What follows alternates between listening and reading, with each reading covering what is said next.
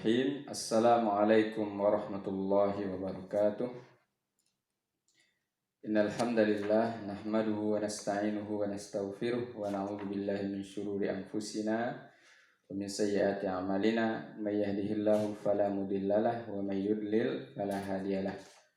Asyhadu an la ilaha illallah wahdahu la syarikalah wa asyhadu anna Muhammadan abduhu wa rasuluh. Allahumma shalli ala Muhammad wa ala alihi wa ashabihi wa man tabi'ahum bi ihsanin ila yaumiddin. Kaum muslimin, sidang pendengar yang semoga dirahmati Allah Subhanahu wa taala. Wabil khusus kepada ananda semuanya, anak-anak kami, siswi Darul Iman yang semoga dirahmati Allah Subhanahu wa taala. Ya, pada kesempatan yang mudah-mudahan Allah Subhanahu wa taala berkahi ini, kita akan bahas fikih singkat berkaitan dengan puasa Ramadan, di mana hari ini kita sudah menjalani beberapa hari puasa. Namun tidak ada salahnya kita untuk mencoba mengetahui kembali, memperbaharui lagi ilmu kita berkaitan dengan hal-hal yang akan menyempurnakan ibadah puasa kita. Yang pertama akan kita bahas definisi puasa dan rukun-rukunnya. Puasa dalam bahasa Arab as-siyam itu secara bahasa adalah berarti menahan diri dari sesuatu. Menurut syariat, puasa adalah menahan diri dari makan dan minum dan pembatal-pembatal lainnya disertai dengan niat, sejak dari terbit fajar shadiq sampai terbenamnya matahari. Itu definisi puasa secara syariat. Ya, ini menahan diri dari makan, minum, dan pembatal-pembatal lainnya disertai dengan niat sejak dari terbit fajar, bukan terbit matahari ya, tapi terbit fajar, yakni masuknya waktu subuh, sampai terbenamnya matahari.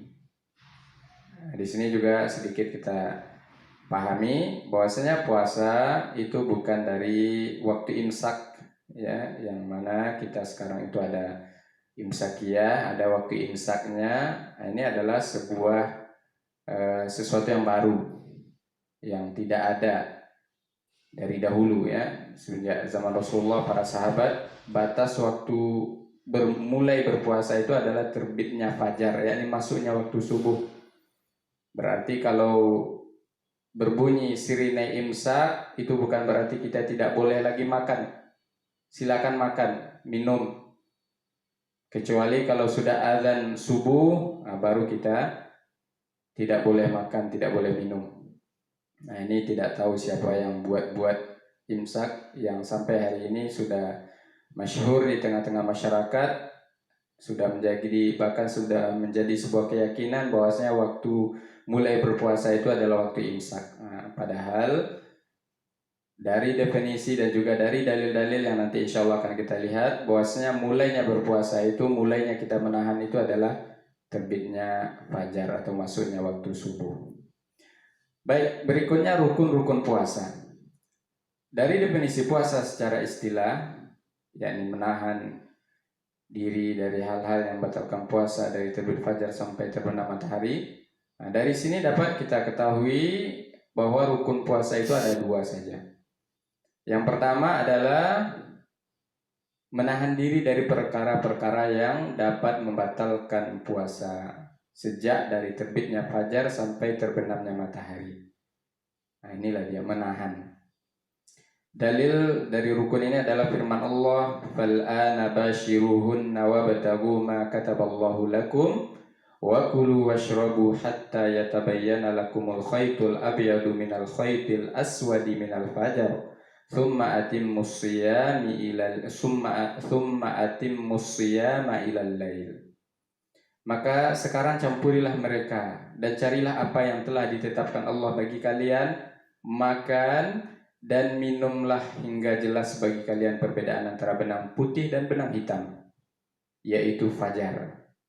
Kemudian sempurnakanlah puasa sampai datang malam hari. Al-Baqarah ayat 187. Yang dimaksud dengan benang putih pada ayat tersebut, benang putih dan benang hitam pada ayat tersebut adalah putihnya siang dan gelapnya malam. Artinya sudah jelas perbedaan antara atau telah terjadinya atau telah sampai pada batas malam, berakhirnya malam dan akan masuknya siang. Nah, ini maksud dari benang putih dan benang hitam. Itulah dia waktu fajar atau waktu subuh. Yang kedua, rukun puasa itu niat. Niat yaitu orang berpuasa bersengaja menahan diri dari segala hal yang membatalkan ibadah kepada Allah Ta'ala. Lillahi Ta'ala. Dan ada kesengajaan. Dia bukan dalam maksud, dalam rangka hal-hal yang lain. Ya. Dengan niat ini akan terpisahkan antara perbuatan yang tujuannya adalah ibadah dengan perbuatan yang bukan ibadah. Mungkin ada juga orang tidak makan, tapi karena program diet, nah maka ini tidak dianggap berpuasa yang bernilai ibadah. Ya, atau dia dalam rangka kesehatan dan lain sebagainya. Maka niat sangat penting. Kita beribadah, menahan diri dari tidak makan, tidak minum, dan hal-hal yang membatalkan puasa itu memang semata-mata karena Allah. Dan itu dengan kesadaran, tidak ada paksaan.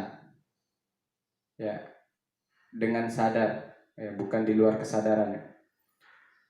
Dengan niat juga akan terbedakan antara satu ibadah dengan ibadah lain.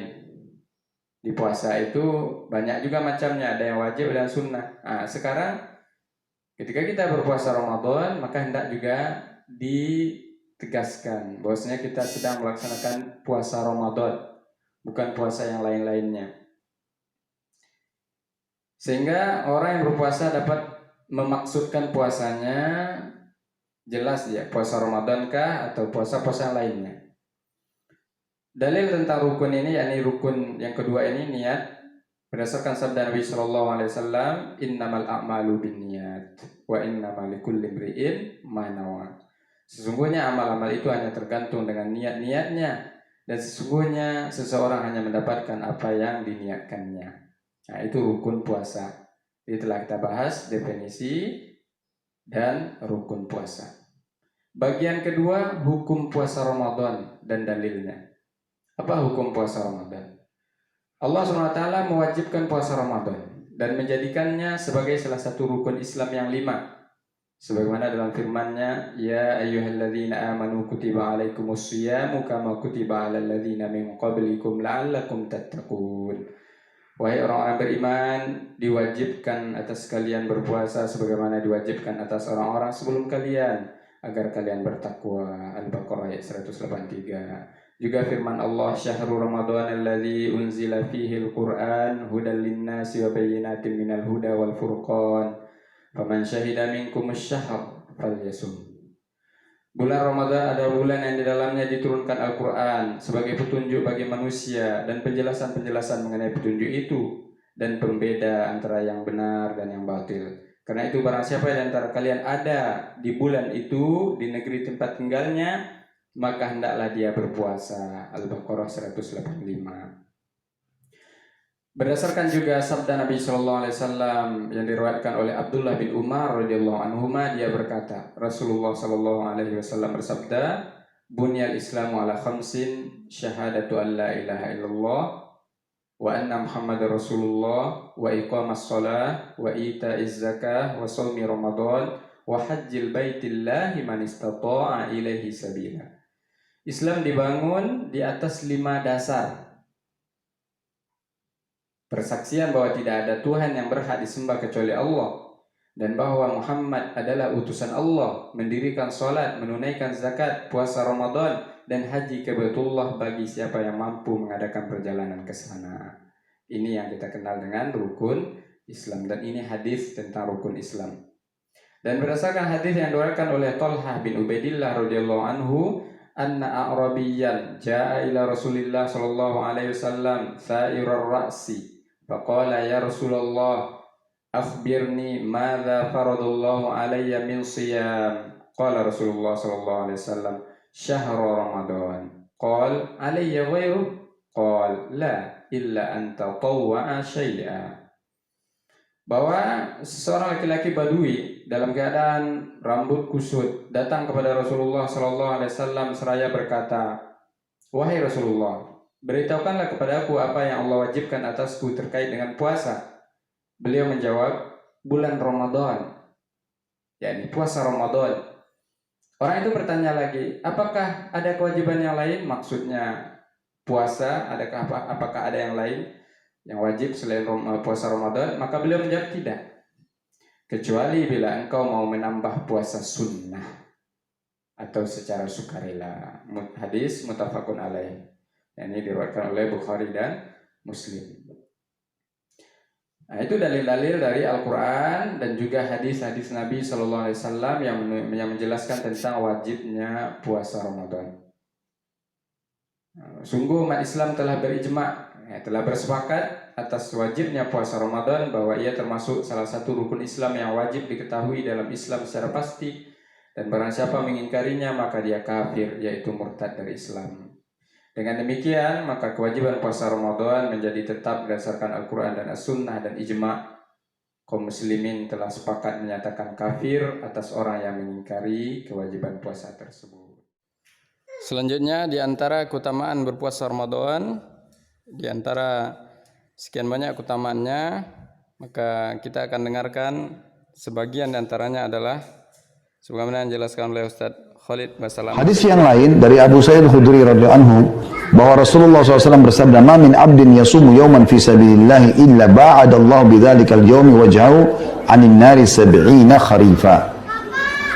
Tidaklah seorang hamba berpuasa sehari saja di jalan Allah, melainkan Allah akan jauhkan wajahnya dari neraka disebabkan hari tersebut sejauh 70 tahun. Riwayat Bukhari jilid 6 halaman 35, Muslim nomor 1153. Ini kalau hadis ini lebih umum ya. Masuk puasa Ramadan, masuk puasa wajib, masuk juga puasa sunnah. Puasa apapun yang teman-teman lakukan, kayak hari ini misalnya Anda puasa Kamis, Masya Allah, maka puasa ini juga sama. Sehari ini bisa menjauhkan dari api neraka 70 tahun. Asal dilakukan ikhlas karena Allah Subhanahu wa ta'ala. Itu kalau puasa sunnah. Puasa wajib lebih pantas untuk mendapatkan keutamaan ini ya. Pembahasan berikutnya adalah di antara adab-adab yang mesti diperhatikan oleh seorang muslim tatkala dia berpuasa. Ya, sebagaimana berikut akan kita tampilkan di antara adab-adab ketika berpuasa. 6 adab berpuasa. Dianjurkan bagi orang yang berpuasa untuk memperhatikan beberapa adab berikut ini. Pertama, makan sahur. Diriwayatkan dari Anas radhiyallahu taala anhu bahwasanya Rasulullah sallallahu alaihi wasallam bersabda yang artinya, "Makan sahurlah kalian karena sesungguhnya pada sahur itu terdapat keberkahan." Walaupun hanya dengan seteguk air, itu sudah terhitung makan sahur. Berdasarkan hadis Abdullah bin Amr radhiyallahu taala anhuma, beliau berkata, Rasulullah sallallahu alaihi wasallam bersabda yang artinya, "Makan sahurlah kalian meski hanya dengan seteguk air."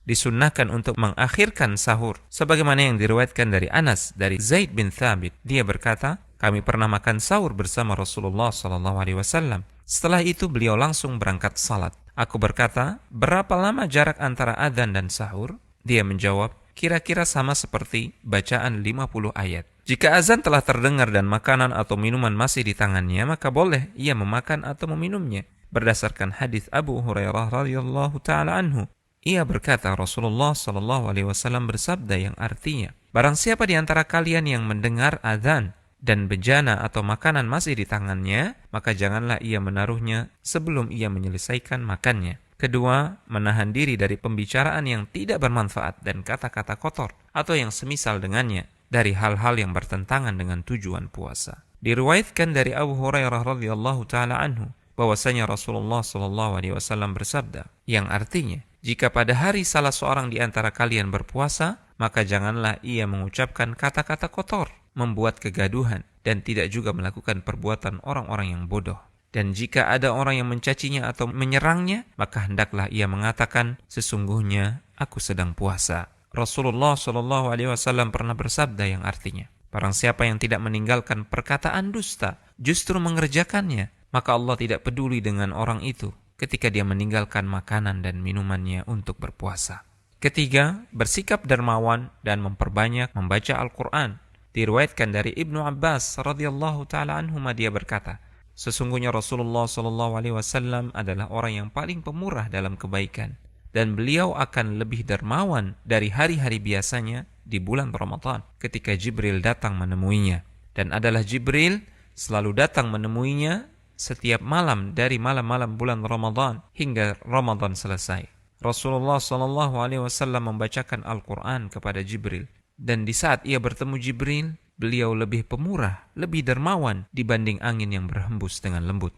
Keempat, menyegerakan berbuka. Diriwayatkan dari Sahal bin Sa'ad radhiyallahu taala anhu bahwa Rasulullah sallallahu alaihi wasallam bersabda yang artinya, umat manusia akan tetap baik selama mereka menyegerakan berbuka puasa. Kelima, berbuka puasa dengan apa yang mudah. Diriwayatkan dari Anas, beliau berkata, Nabi biasa berbuka dengan rutab atau kurma segar sebelum mengerjakan salat. Jika beliau tidak mendapatkan rutab, maka beliau berbuka dengan beberapa buah tamar, yaitu kurma masak. Dan jika tidak mendapatkan tamar, maka beliau berbuka dengan air. Keenam, berdoa ketika berbuka puasa. Rasulullah SAW jika berbuka puasa selalu membaca, ذهب الظمأ وابتلت العروق وثبت الأجر إن شاء الله. Telah hilang rasa haus dan telah basah urat-urat, serta telah ditetapkan pahala insyaallah. almanhaj.org.id. Ya, demikianlah, semoga video singkat ini bermanfaat. Wabillahi taufiq wal hidayah. Assalamualaikum warahmatullahi wabarakatuh.